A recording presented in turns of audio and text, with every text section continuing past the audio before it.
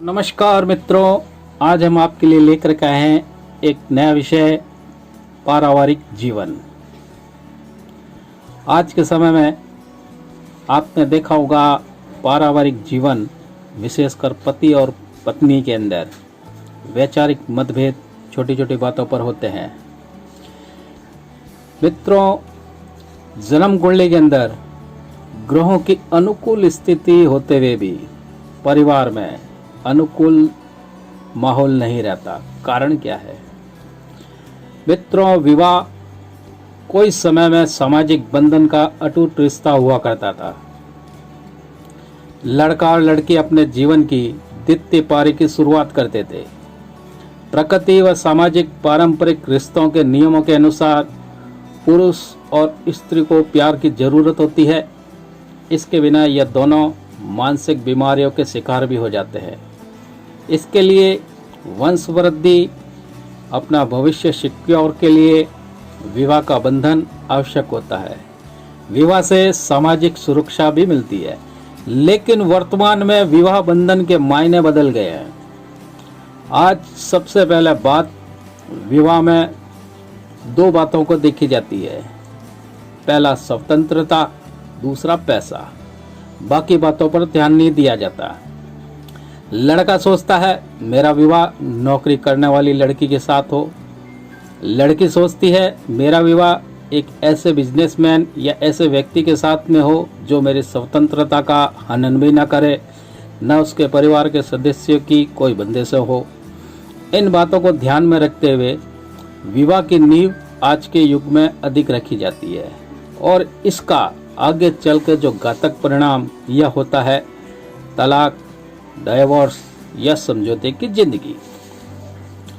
मेरी यह बात इस बात से आपको सिद्ध करता हूं मैं कि पति पत्नियों के झगड़ों को, विवादों को निपटाने के लिए कंसल्टेंट कंपनियां, एक से एक अच्छे वकील, सामाजिक संस्थाएं, यहां तक कि पारिवारिक न्यायालय की भी व्यवस्था है। स्वतंत्रता ने नारी के आत्मविश्वास को बढ़ावा तो दिया है। वह अपने पति को अपना मित्र मानने को तैयार है, लेकिन स्वामी नहीं। दूसरी ओर पति पत्नी को निजी संपत्ति समझने लगता है। पुरुष अपने अहम के कारण ही नारी को अपने बराबरी में नहीं खड़ा करने देता, यानी कि उसको अपने बराबर में खड़ा नहीं होने देता। यहीं से दोनों में टकराव की स्थिति पैदा होती है। यह भी सत्य बात है कि महंगाई के भार और आवश्यकताओं की पूर्ति के लिए नारी को घर से बाहर कदम निकालने की आवश्यकता हुई, यानी कि नौकरी की आवश्यकता हुई। इससे नारी के जो कार्य की जिम्मेदारी है दोगुनी हो गई। बाहर नौकरी की जिम्मेदारी, घर में परिवार की जिम्मेदारी। यहाँ पत्नियों पर पुरुष का अहम सबसे बड़ी बाधा बन जाता है। घर और बाहर दोनों जगह की जिम्मेदारियों से त्रस्त जो पत्नी होती है वो इस तनाव को झेल नहीं पाती और तलाक को ही बेहतर मानती है। तो अब हम चलते हैं अपने विशेष मुद्दे के ऊपर, विवाह व तलाक ज्योतिष की दृष्टि में। ज्योतिष में आज तक सलाह दी जाती है कि हमारी शादी कब होगी, जल्दी या लेट, विवाह का योग कब है, कितने विवाह होंगे, अविवाहित योग तो नहीं, दाम्पत्य जीवन सुखी रहेगा या नहीं, विवाह विच्छेदन तो नहीं, विवाह विरोध, आदि आदि आदि। यदि विवाह से पूर्व विवाह के बाद कुंडली पर विचार करना है तो लड़का लड़की की कुंडली में वर्तमान ही नहीं बल्कि आने वाले 10-20 वर्षों की स्थितियों का भी आंकलन कर लेना चाहिए। लेकिन इतनी मेहनत का मेहनताना देता कौन है? जजमान तो मात्र 100 रुपए की दक्षिणा के अंदर भावी दंपतियों की नींव रखना चाहता है। फिर चाहे बाद में विवाह और कोर्ट के अंदर लाखों रुपए फूक जाएं, कोई चिंता नहीं। खैर, फिर भी एक ज्योतिषी को ईमानदारी से कुंडली का विश्लेषण करना चाहिए।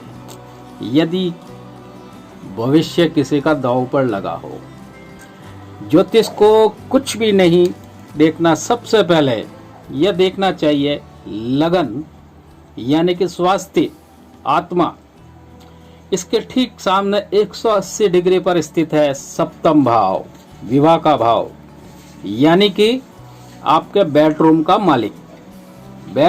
बेडरूम का मालिक बोला है मैंने, बेडरूम नहीं, क्योंकि बेडरूम सप्तम भाव नहीं है। इस बात को ध्यान में रखें।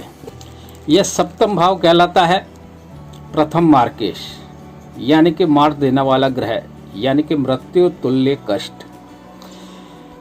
इसके बाद में देखेंगे आप द्वितीय भाव, कुटुंब भाव, यानी कि हमारा स्वयं का परिवार। द्वितीय भाव भी मार्केश है। अब द्वितीय भाव के ठीक सामने 180 डिग्री के ऊपर आप देखेंगे अष्टम भाव है। यहां से पता चलता है हमारे को पारिवारिक जीवन का कलेश। साथ ही इस भावों के अंदर जो हमारे पास में ये 4 भाव आए हैं, इसके अंदर पता चलता है पति और पत्नी के बीच रिश्तों का, कि पत्नी क्या चाहती है, पति क्या चाहता है। ये हमारे पास में 4 भाव काउंट हुए हैं। तो हमें दाम्पत्य जीवन के दीर्घकालीन सुख देखने हैं तो इन 4 भावों का ही विश्लेषण, अनुसंधान करना होगा। साथ ही कुंडली में कौन सा ग्रह मार्केश है यह पहले पता करने के बाद ही इन भावों पर विचार करेंगे। मार्केश जरूरी नहीं कि इन भावों के मालिक या कारक या इस पे बैठे ग्रह ही मार्केश हो। जब मार्केश को पकड़ लेंगे तो पिक्चर अपने आप साफ होगी। आपको मार्केश कैसे पहचानना है, तो हमारे मोबाइल पर अपना नाम और सिर्फ मार्केश लिखेंगे। इस वीडियो का कमेंट में भी लिख सकते हैं, हमारे व्हाट्सएप नंबर पर भी लिख सकते हैं।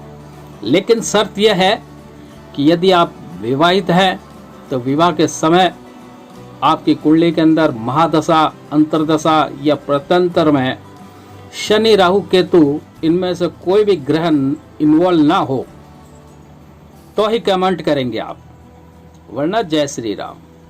मित्रों, विवाह संबंधी, वैवाहिक संबंधी किसी भी प्रकार की कोई समस्या हो तो आप अपनी जन्म कुंडली का विश्लेषण एक किसी अच्छे एक्सपर्ट ज्योतिषी से अवश्य करावें। मित्रों, हमारे चैनल को लाइक करें, सब्सक्राइब करें, बेल बटन को तो अवश्य दबावें। यदि इसको आप शेयर करेंगे तो पुण्य लाभ कमाएंगे। जय श्री राम।